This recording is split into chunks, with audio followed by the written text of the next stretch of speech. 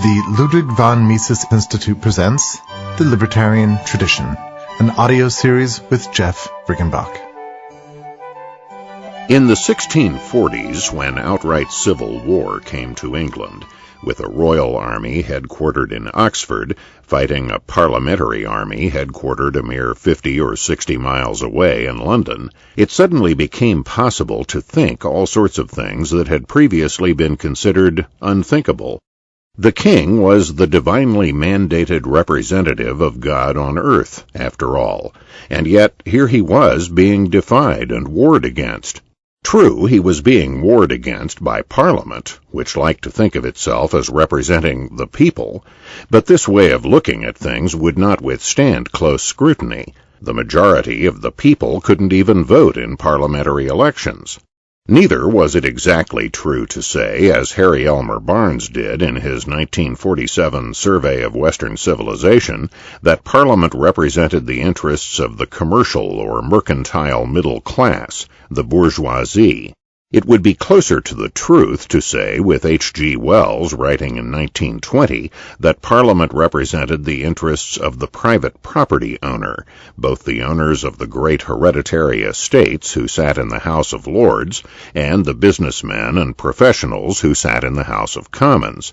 But however you defined your terms, whoever was behind it, the private property owner or the bourgeoisie, this open defiance of the king employing force of arms flew in the face of everything everyone had always been taught.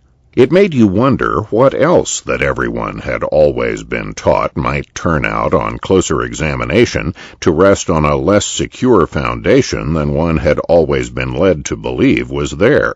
Might we, for example, actually be better off with no king at all, with just Parliament? Why did we have government in the first place? What was it for?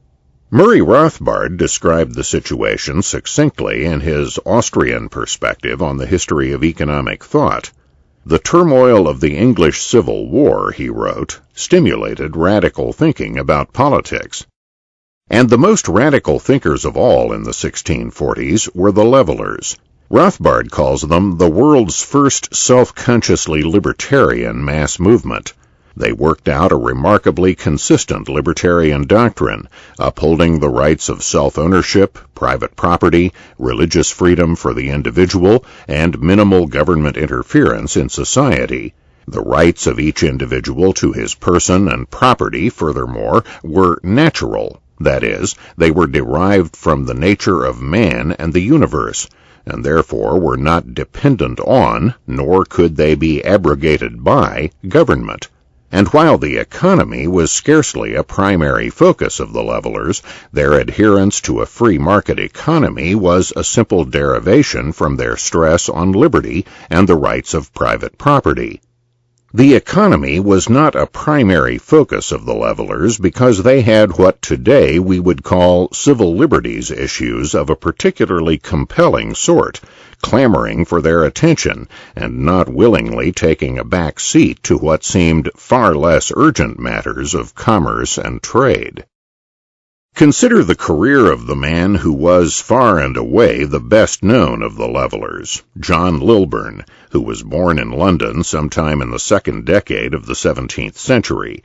No record of the exact date of his birth seems to have survived the nearly 400 years of history that have elapsed since.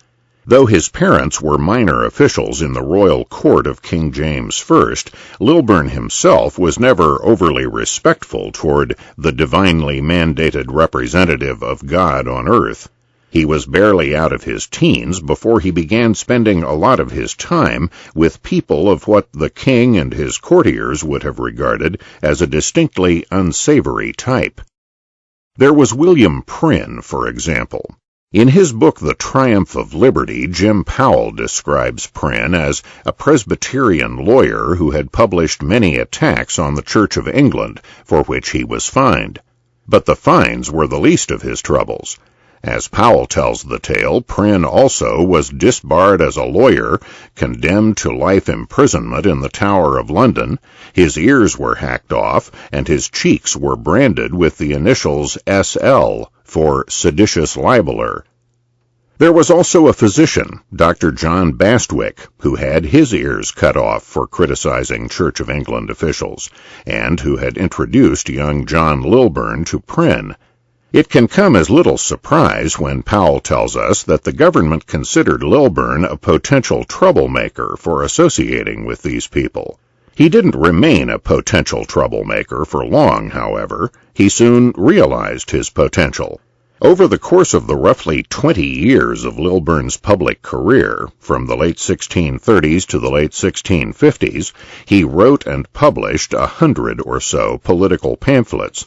Over and over and over, Powell tells us, Lilburne set out his beliefs: that laws should be written in English so everybody could read them, and a trial would be proper only when formal charges are filed, when they refer to known laws, and when the defendant can confront the accuser and have an adequate opportunity to present a defense. He denounced the government-granted monopoly on preaching, attacked government-granted business monopolies, and spoke out for a free trade and a free press.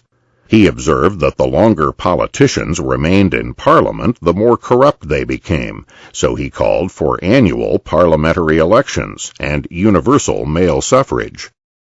For saying these things, for writing and publishing them, John Lilburne was repeatedly imprisoned. He spent most of his adult life in jail, and at one point, at around the midpoint of his career in 1645, Powell reports that he had one of his eyes poked out with a pike for daring to write and publish a pamphlet describing the injustices he had suffered at the hands of King Charles I's government. But when Parliament took over the national government at the end of the decade after capturing and beheading the king, John Lilburne didn't find his personal situation much improved. In the 1650s, under Parliament and under the subsequent military dictatorship of former Parliamentary Army officer Oliver Cromwell, Lilburne was imprisoned at least as often for expressing his opinions as he ever had been under King Charles. Lilburne himself was a former officer of the Parliamentary Army, but he had been disillusioned early. As early as 1646, when the king still lived and civil war still raged all about them, Lilburne had appeared before the House of Lords and denounced its membership in no uncertain terms. "All you intended when you set us a-fighting," he told the assembled members of the upper house of Parliament, "was merely to unhorse and dismount our old riders and tyrants, so that you might get up and ride us in their stead." It's astounding that Lilburne had any time left over at all from his busy schedule of writing, publishing, and serving time to work as a brewer, which he did, and to serve as a captain in the Parliamentary Army, which he also did, for his life was very short. He died in 1657, a year before Cromwell, and at a time when the latter was still very much in power. Lilburne is thought to have been around 43 years old at the time of his death. His health had been ruined by years of imprisonment under harsh conditions. He had given his life, what there was of it, in order to get out his libertarian message. And he had got it out, and it had been received, and would be carried forward by others. At least one of those others was, shall we say, a somewhat unlikely candidate for the honor of carrying on John Lilburne's message. He was an English aristocrat whose birth name was Anthony Ashley Cooper. Cooper was about 7 years younger than Lilburne. He was born late in July of 1621, so he was a young man only 21 years of age at the time the strife of interests between the government and the private property owners erupted into civil war between king and parliament in the early 1640s. At first, young Cooper backed the king in the conflict, but after a couple of years he switched his allegiance to Parliament. During the 1650s, he served as an official in Oliver Cromwell's government. After Cromwell's death, he became a member of the 12-man delegation sent by Parliament to invite Charles Stuart to re-establish the Stuart line on the English throne. After Charles II became king in 1660, Cooper served his government in a number of official capacities, including Chancellor of the Exchequer and Lord Chancellor.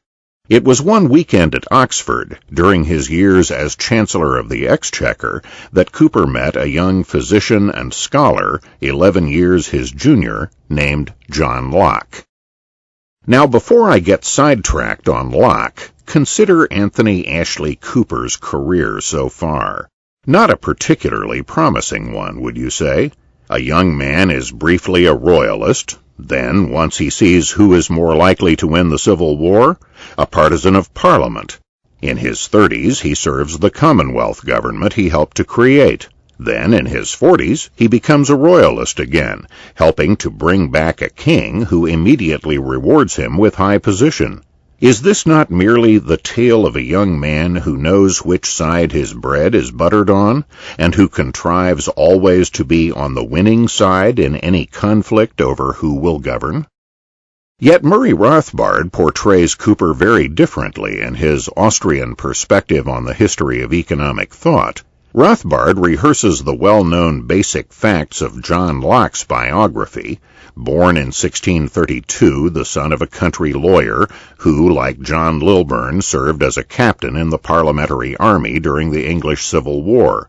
After the war, the elder Locke's former commanding officer helped him obtain a scholarship for his son John to attend the prestigious Westminster School, from which he moved on to Oxford.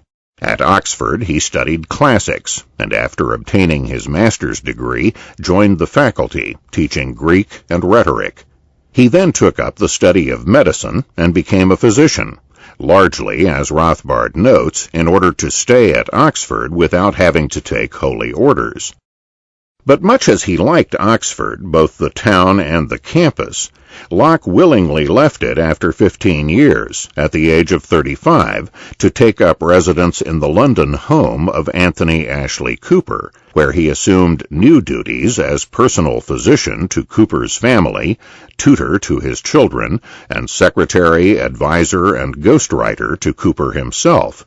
The two men had met the previous year, when Cooper went to Oxford to seek medical advice for a persistent and troublesome liver infection. Locke recommended an operation, which Cooper underwent successfully. He believed that Locke had saved his life, and spent the rest of that life attempting to repay Locke in any way he could.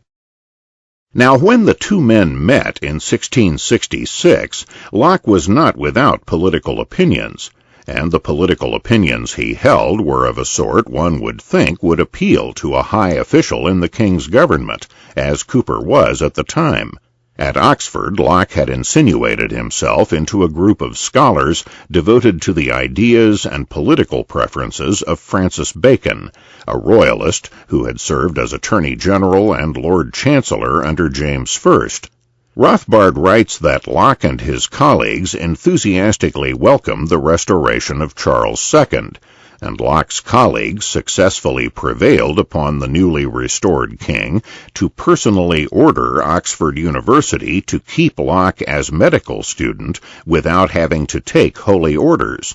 Nor was this all, for, according to Rothbard, in 1661, Locke, this later champion of religious toleration, wrote 2 tracts denouncing religious tolerance and favoring the absolute state enforcing religious orthodoxy. As Rothbard sees it, something happened to John Locke when he became personal secretary, advisor, writer, theoretician, and close friend of Anthony Ashley Cooper, who in 1672 was named the first Earl of Shaftesbury. It was due to Shaftesbury that Locke, from then on, was to plunge into political and economic philosophy, and into public service, as well as revolutionary intrigue. Locke adopted from Shaftesbury the entire classical liberal Whig outlook, and it was Shaftesbury who converted Locke into a firm and lifelong champion of religious toleration and into a libertarian exponent of self-ownership, property rights, and a free market economy. It was Shaftesbury who made Locke into a libertarian, and who stimulated the development of Locke's libertarian system. Rothbard quotes the editor of one edition of Locke's Two Treatises of Government as saying, justly, in Rothbard's opinion, that without Shaftesbury, Locke would not have been Locke at all. But, Rothbard continues, this truth has been hidden all too often by historians who have had an absurdly monastic horror of how political theory and philosophy often develop in the heat of political and ideological battle. Instead, many felt they had to hide this relationship in order to construct an idealized image of Locke, the pure and detached philosopher, separate from the grubby and mundane political concerns of the real world. Another way of putting this would be to say that political theory and philosophy often emerge out of what is, at bottom, merely a strife of interests. Two or more groups seeking to use the power of the state to advance what they see as their interests. The men who run such groups typically care little or nothing for ideas, political theory and philosophy emphatically included. They see ideas as sometimes useful to sway or manipulate public opinion, however, and they see men of ideas as sometimes useful to do the writing that makes the swaying and manipulating possible. In the epitaph he wrote for his longtime patron, friend, and mentor, John Locke called Anthony Ashley Cooper, the first Earl of Shaftesbury, a vigorous and indefatigable champion of civil and ecclesiastical liberty. But what if, instead, Shaftesbury was merely a smarter-than-average 17th-century English politician, trying to look out for what he saw as the interests of the wealthy, private property-owning class into which he had been born? What if his political career reflected nothing more than his successive judgments about what was expedient toward that end? What if sometimes he had supported the king, sometimes Parliament, because he had tried always to be on good terms with whichever was the winning side, working with those on the winning side to achieve his own objectives as best he could under the ever-changing circumstances? If the king became impossible to deal with, you could see if you could ally yourself with Parliament. If Parliament became impossible, you could form a new political party to promote your interests within Parliament. You could call it the Whigs. What if, because Shaftesbury was smarter than average, he had given some thought to how the interests of the private property-owning class could best be packaged to win popular support, and had some ideas of his own as to what sorts of arguments would likely be most effective? What if he had decided to try persuading his talented young assistant and understudy, John Locke, of the truth of these arguments, before asking him to work the ideas out further, develop them, turn them into a sustained and fully coherent philosophical discourse? As worked out and developed by John Locke in the early 1680s in his Two Treatises of Government, Shaftesbury's arguments turned out to be pretty much the same as the ones John Lilburne had offered the literate English public back in the turbulent 1640s, back when Shaftesbury, Anthony Ashley Cooper, was an impressionable young man in his early 20s. Rothbard writes that Locke's entire structure of thought in his Two Treatises of Government was an elaboration and creative development of leveler doctrine, the beginnings in self-ownership or self-propriety, the deduced right to property and free exchange, the justification of government as a device to protect such rights, and the right of overturning a government that violates or becomes destructive of those ends. There would seem to be little room for doubt that John Lilburne was a man of principle, not a mere spokesman for an organized interest. As Leonard Levy memorably put it in his book on The Origins of the Fifth Amendment, while others supported civil liberties to gain their own freedom and denied it to their enemies, Lilburne grew more and more consistent in his devotion to the fundamentals of liberty. Supporting civil liberty to gain your own freedom while denying it to your enemies. This is the sign of the man who is merely a spokesman for an organized interest, not an advocate of a principle. Lilburne was an advocate of a principle. The case is not so clear and unequivocal with Shaftesbury, or even with Locke, who espoused the interests of the king when the king was taking care of him, and the interests of the private property owners when they were paying his rent. Rothbard candidly acknowledges that Locke's two treatises of government was written in 1681 and 1682 as a schema for justifying the forthcoming Whig revolution against the Stuarts. But does it matter? Not really. What counts in history, including intellectual history, is results, not intentions. Various European mariners, Christopher Columbus among them, set out late in the 15th century to find an alternate sea route to China and India. They found something else entirely. What matters today is not what they set out to do or what motivated them to do what they did, but what they did. Whatever their motives may have been, whatever at any given moment they thought of themselves as doing, Anthony Ashley Cooper and John Locke advanced the libertarian idea, just as John Lilburne did. All three of them are part of the libertarian tradition. This is Jeff Riggenbach.